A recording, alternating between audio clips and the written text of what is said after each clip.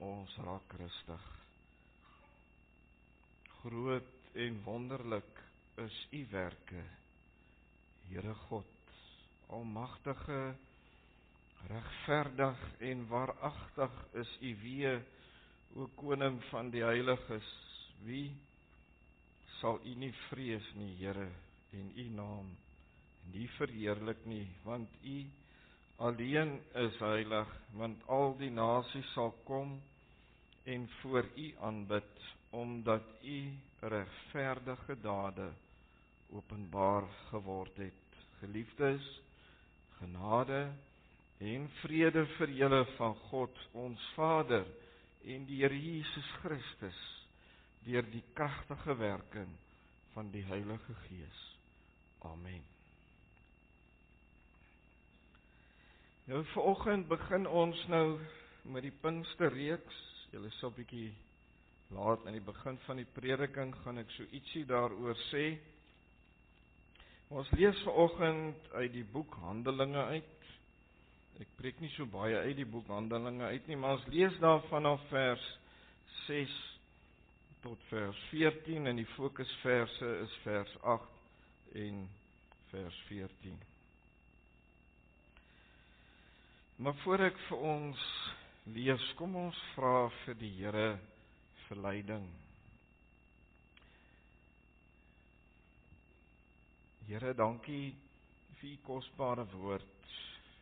Ek wil vanoggend spesiaal kom bid vir hulle wat deur pyn en hartseer gaan. Ek wil haar naam noem, ek wil vir Magda kom bid. En by u voete kom neersit en sê, Here, wil u nie haar dra en styf vashou nie. Gee vir Jan die krag en die genade ook om vir haar in hierdie tyd by te staan. Dankie dat ek vir hulle mag bid. Maar kom bid, Here, waar ons vanoggend begin met Pinkster.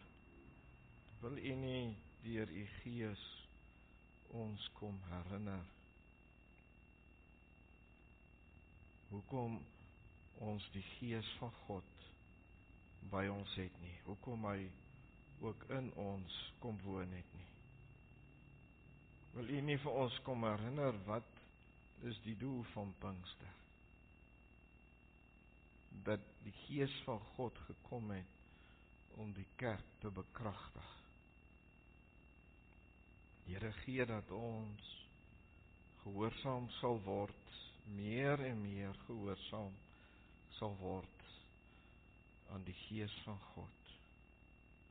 Ook so aan u woord. Vul vir ons met u teenwoordigheid. Dankie, Here, dat ek hierdie dinge vanoggend van u mag vra. Amen.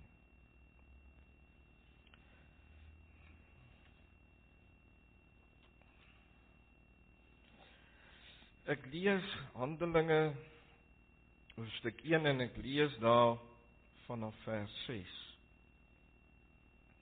Toe hulle 'n keer weer by mekaar was, het hulle vir Jesus gevra, Here, is dit nou die tyd dat u weer die koninkryk vir Israel gaan oprig? Daar het hulle geantwoord, dit is nie vir julle om die tyd en omstandighede te weet wat die Vader in sy eie mag bepaal het nie, maar julle sal krag ontvang wanneer die Heilige Gees oor julle kom en julle sal my getuies wees in Jerusalem, sowel as in die hele Judea en in Samaria en tot in die uithoeke van die wêreld. Nadat hy dit gesê het, sy opgeneem terwyl hulle dit sien en 'n wolk het hom weggeneem, sodat hulle hom nie langer kon sien nie, terwyl hy weggaan en hulle nog stip na die hemel kyk en daar skielik 2 mans in wit klere by hulle gestaan. Die sê toe vir hulle, Galileërs, waarom staan julle so na die hemel en kyk? Hierdie Jesus wat van julle af na die hemel toe opgegaan het, sal net so terugkom soos julle hom na die hemel toe sien opgaan het. Daarna het hulle na Jerusalem toe teruggegaan van die berg af. Dit is die Olyfberg, vlak by die stad, 'n Sabbatsreis ver. in die stad aangekom, is hulle na die bovertrek toe waar hulle gewoonlik vertoef het. Dit was Petrus en Johannes, Jakobus en Andreas, Filippus en Thomas, Bartolomeus en Matteus, Jakobus seuns van Alfeus, Simon die fanatikus van Judas en Judas seun van Jakobus. Hulle het almal eensgesind volhard in die gebed, saam met 'n aantal vroue, onder wie ook Maria, die moeder van Jesus, sy broers, was ook by. Tot sover. Nou die res van die hoofstuk 1 kan julle maar net gaan lees. Dis toe nou maar net die verkiesing, die een wat in die plek van Judas Iskariot, wat verraaier beteken, ons sou kom.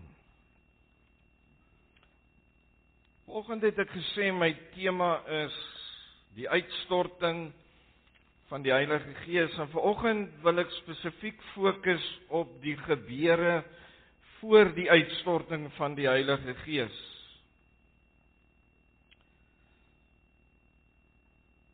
Ek wil net vanoggend iets vooraf sê.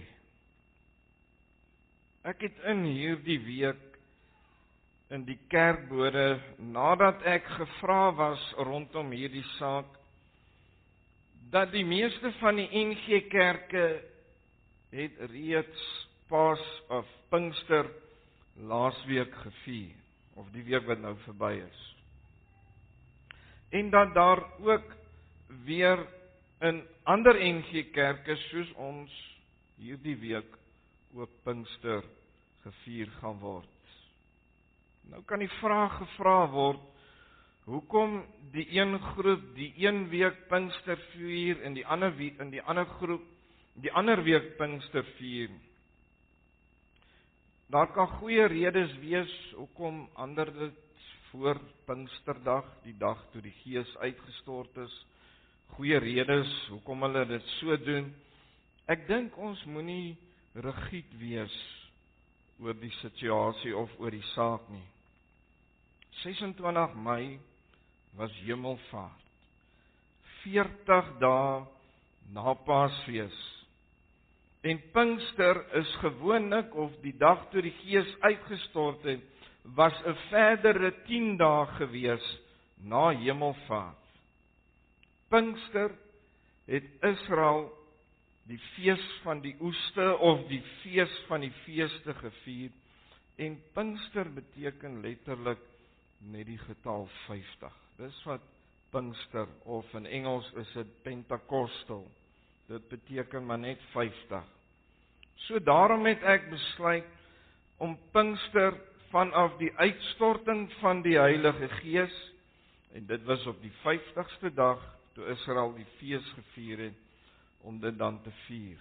Vroeger jare het die kerk, soos baie van die ouer mense dit weet, Pinkster 'n hele 10 dae gevier. Wat dui op die 10 dae wat hulle gewag het vir die uitstorting van die Heilige Gees. Maar soos ek gesê het, ons moenie rigied daaroor wees nie. Dis maar net so iets hoekom ek so daarop besluit het. Maar dis nou al vir vele jare dat die kerk dit nie meer so doen nie. Dat die meeste kerke dit van die Sondagoggend tot die Woensdag of tot die Donderdag vier. Maar dit daar gelaat. 'n Mens kan nou vra,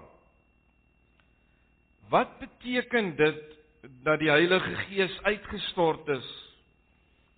Want beide die ou en die nuwe vertalingstema in Handelinge 2 is die uitstorting van die Heilige Gees, en as ek die teks lees, word die woord uitstort nie gebruik nie, maar wel vervul met die Gees van God. Die verklarende woordeboek verklaar dit as volg: uitgegooi, of te laat val, of dit te begiet, of dit te stort. Maar as julle dit nou gehoor het, is dit nog nie genoeg 'n verklaring nie van wat daar gebeur het nie. Wat het in die Ou Testament gebeur? Ons lees daar dat die Heilige Gees oor die profete gekom het.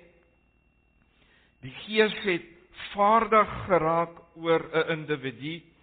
Die Gees het ook beheer geneem van 'n individu se lewe. So kan ek een voorbeeld gebruik van Saul. Saul was besig om vir Dawid te vervolg, toe by die profete seuns verbygegaan het, was hulle juis besig om te profeteer, en dan staan daar, en die Gees van God het vaardig oor Saul geraak, en hy het saam met die profeet seuns geprofeteer. God se Gees het ook beheer van Saul se lewe geneem. Die verskil tussen die Ou en die Nuwe Testament met God se Gees is in die Ou Testament het die Gees net slegs oor 'n paar persone vaardig geraak, of hulle was vervul met God se Gees. Daar's net 'n paar sulke gevalle. Ek dink die bekendste figuur in die Ou Testament is Moses self gewees, wat voortdurend vervul was met God se Gees. Maar in die Nuwe Testament lees ons dat God se Gees almal wat gered was, sy kinders was, gevul is met die Heilige Gees. Dat hy uitgegiet was oor die gelowiges. Wat beteken dit om vervul te wees met die Heilige Gees? Om dit dalk eenvoudig te sê. Ons weet dat God se Gees nie met mate aan ons gegee word nie. Ook so word hy nie met ons al meer en meer gegee soos wat ek groei in die geloof nie. Maar God se Gees word oombliklik ten volle aan 'n persoon gegee, of nie gegee nie, maar word daardie persoon met God se Gees vervul of gevul. Daarom skrywe Paulus in Korintiërs, julle liggame is die tempel van die Heilige Gees. Met ander woorde, in die Ou Testament, as God in die tempel was, dan was die tempel gevul met sy teenwoordigheid. Hy was in sy volle teenwoordigheid in die tempel gewees. En dieselfde is dit so in my en in jou lewe. Voor ons kyk hoe dit gelyk het voor Pinksterdag en nadat die Gees van God uitgestort was, dink ek dis nodig om iets te verstaan rondom Pinksterdag.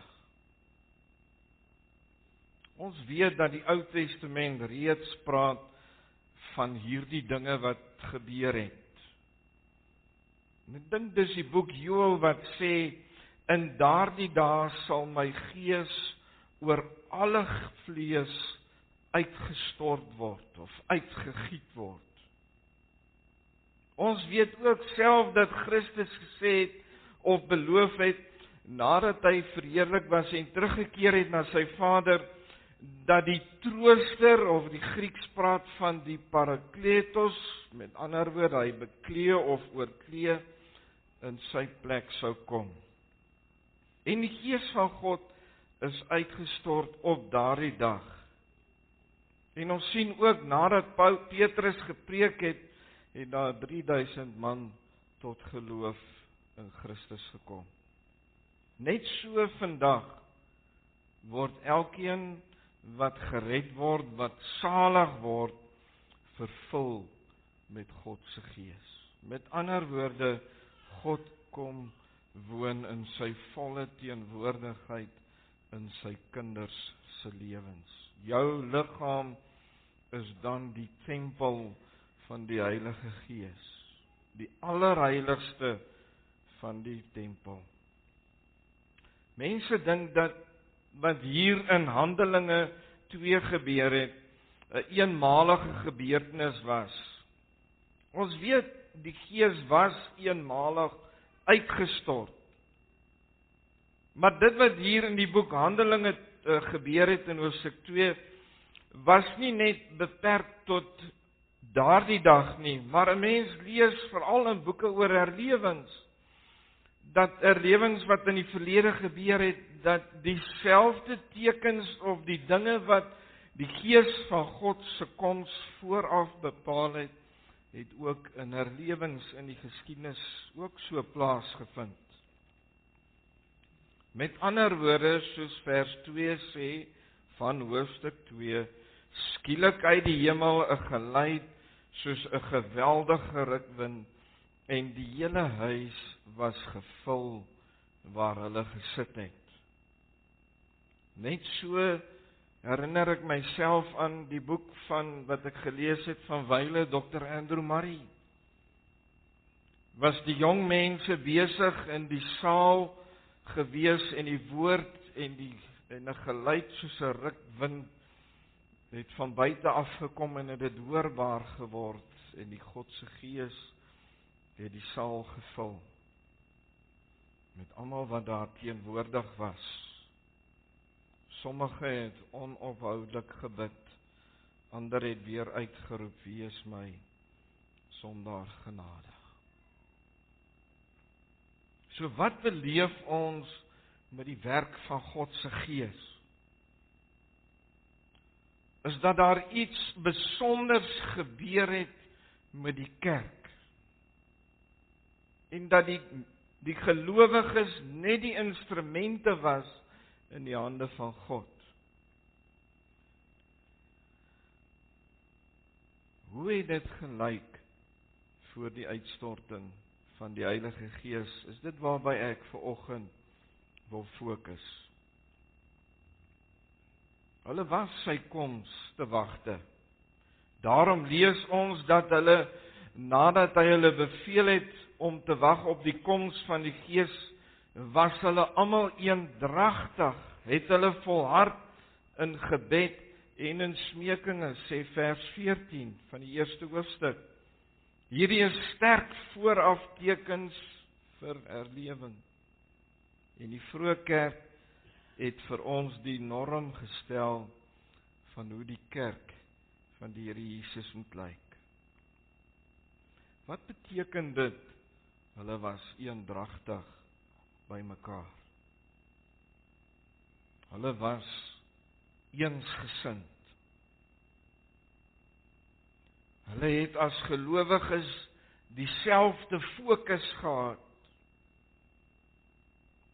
Daar was nie plek vir verdeeldheid gewees nie. Hulle het dieselfde geglo en hulle dieselfde gevoel oor God en oor dit wat gebeur het en oor dit wat nog gaan gebeur in daardie tyd. Daar was nie plek vir verdeeldheid onder die gelowiges in die boek Handelinge nie. Hulle het saamgewerk onder mekaar sonder dat daar verdeeldheid onder hulle was. En dis baie keer die probleem in die kerk.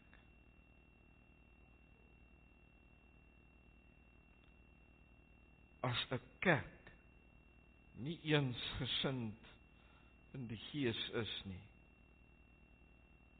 gaan dit die werk van die Heilige Gees knielter. Of laat ek eintlik so sê, God se Gees onttrek hom van so 'n kerk. Hulle fokus, hulle middelpunt was God self. Hulle het gewag op die koms van die Gees. Daar was nie geskille onder mekaar gewees nie.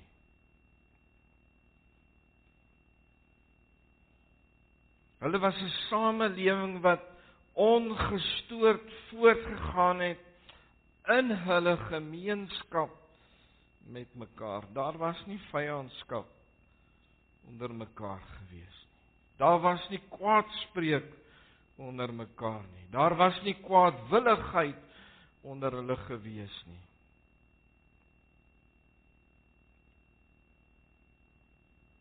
Alles tekens vir herlewing.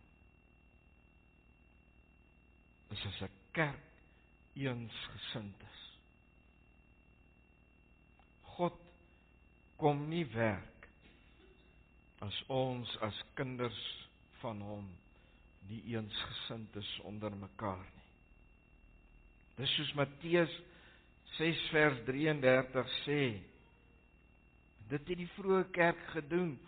Soek alleeers die koninkryk van God. En al sy geregtigheid en al hierdie dinge sal vir julle bygevoeg word.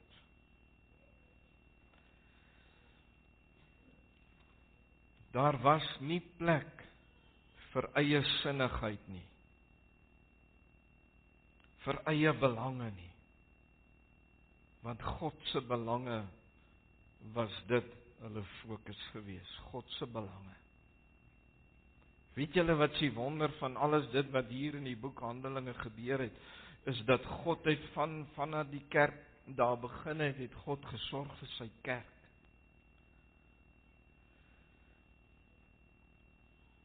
Daar was nie plek vir eie wil nie.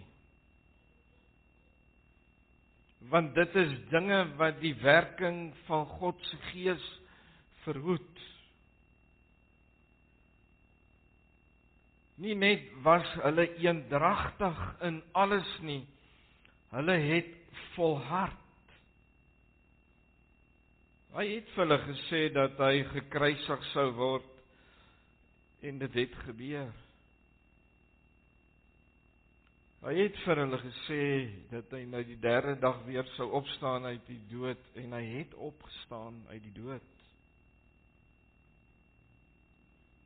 Hy het hulle beloof dat die Gees van God sou kom. Daarom het hulle volhard. Want Christus het hulle nie teleurgestel nie. Daar was nie plek vir twyfel nie. Daar was nie plek vir moed opgee nie. Dis 'n kerk wat gevolhard het.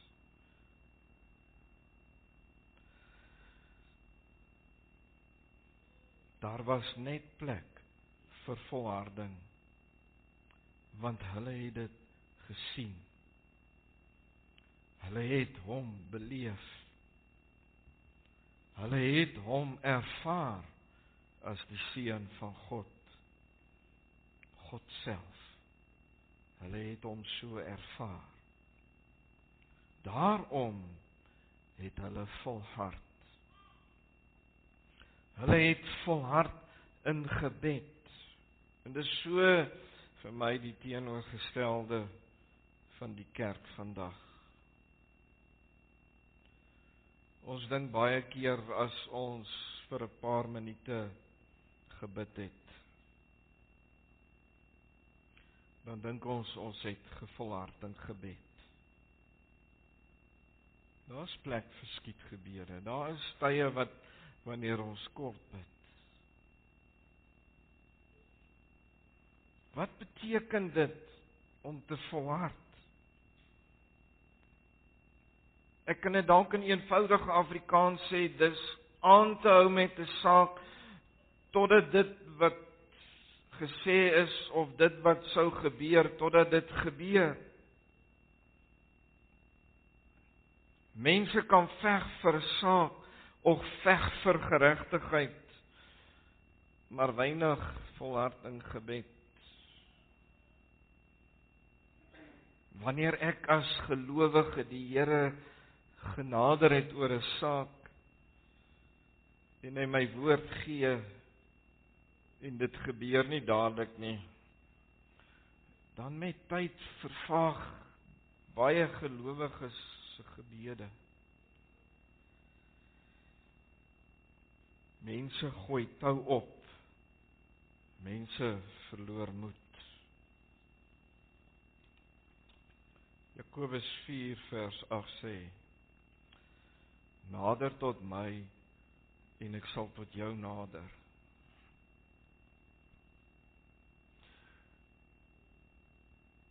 Ons dink baie keer dat as ek tot hom genader het en niks gebeur nie, dan gebeur niks nie. Die Here het Israel 40 jaar in die woestyn getoets. Hoor die volgende: die Here het Israel 40 jaar lank in die woestyn getoets om te kyk of hulle met hulle hele hart hom sou dien. Maar wat lees ons van daardie geslag? Behalwe Caleb en Joshua het daai geslag wat hy getoets het, nie in die beloofde land ingegaan nie. Hulle het volhard in gebed en in smeking.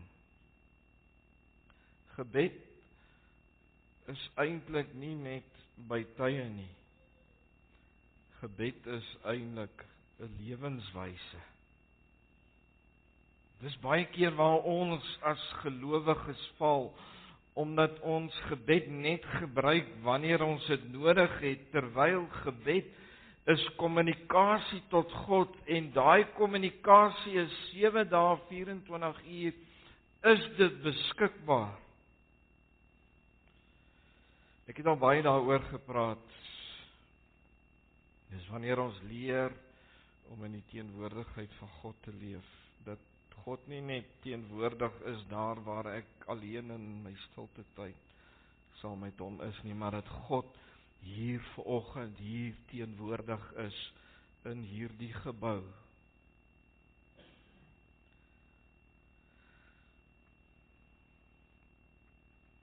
Hoekom val ons baie keer daarin? Want ons nader God net in sekere tye. Ek wil eintlik vir julle sê, Jakobus, toe hy dit geskryf het, het nie bedoel net by sekere tye tot God nader nie. God gaan jou toets in daardie nader.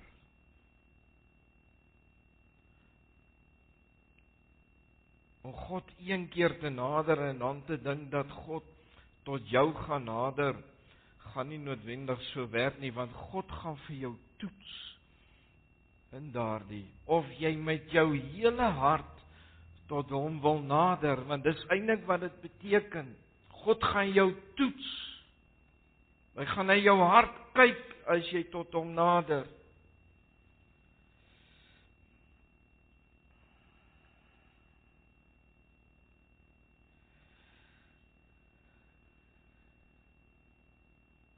Terwyl volhardend hier in die konteks sê, hulle het gebed geleef.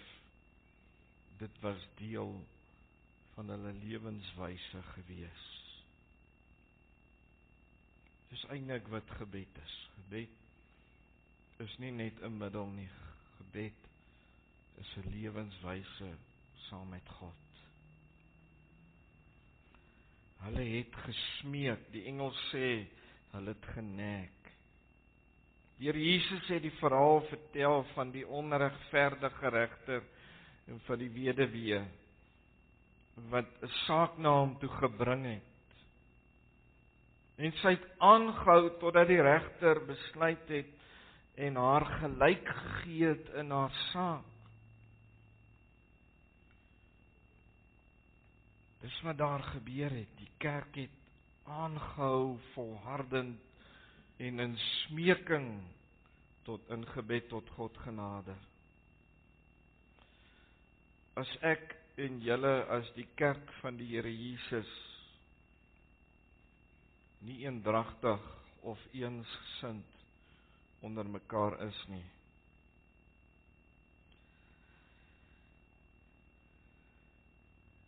gaan ons as kerk nie volhardend wees in dit waarvoor die Here ons geroep het nie.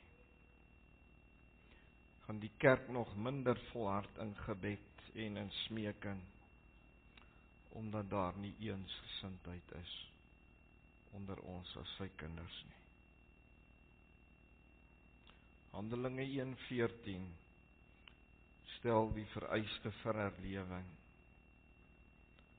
En solank as ons as kerk daardie vereiste nie gaan nakom nie, gaan herlewing nie kom nie. Miskien vra jy my vanoggend, Willie, ek hoor jou al baie praat en preek oor herlewing. Ek hoor jy preek baie oor die goed juis waaroor jy vanoggend preek. Nou kan jy vir my vra vanoggend, maar hoekom? Hoekom het die kerk herlewing nodig?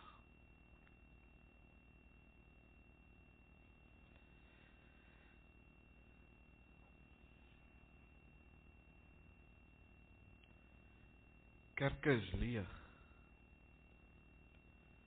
Winkelsentrums is vol.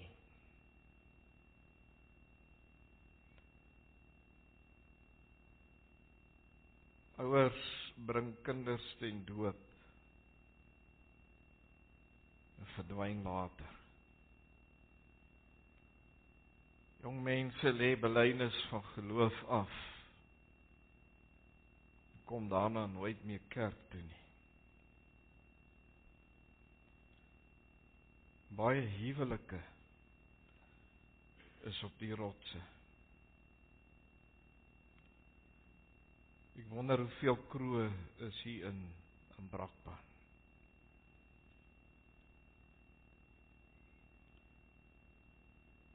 Ek wonder hoeveel mense sal eerder op 'n Sondag kuier, party animals wees, soos ek iemand gister hoor sê.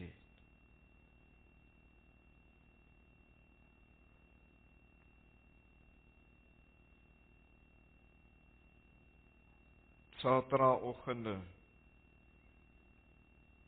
vir die afgelope jare is daar 4 mense wat kom bid.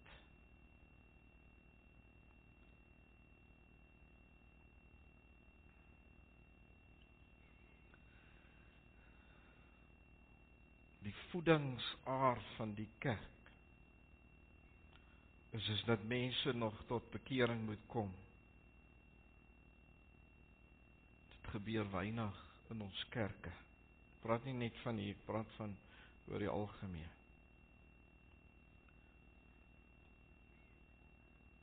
Dan sê ek vanoggend vir jou, die kerk het herlewing nodig.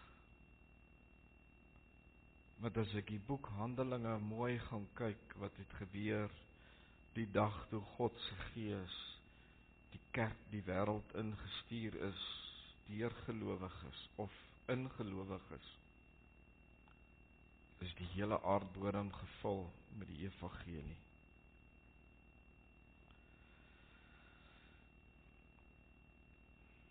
Herlewings is nie iets wat alledaags gebeur nie. Maar ek het een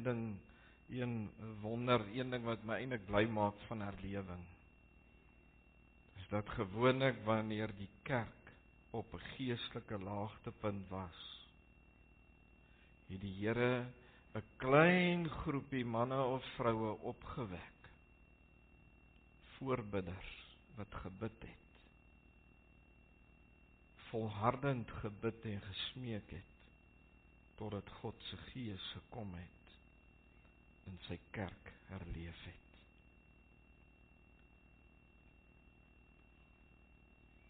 En ons is vandag ook in so 'n tyd dat die kerk op 'n geestelike laagtepunt is.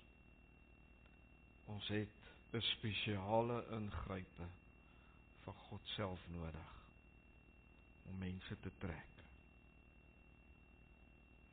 Vanaand gaan ek voortgaan met die uitstorting van die Heilige Gees en gaan ons dan kyk wat gebeur het met die kerk. Amen. Kom ons buig ons hoofde, Here.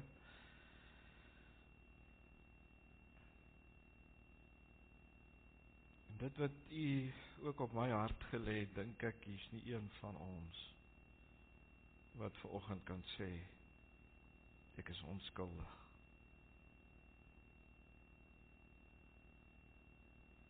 Ons as u kinders staan almal vanoggend skuldig voor u. Daarom wil ek ook kom sê, Here, vergewe ons louheid.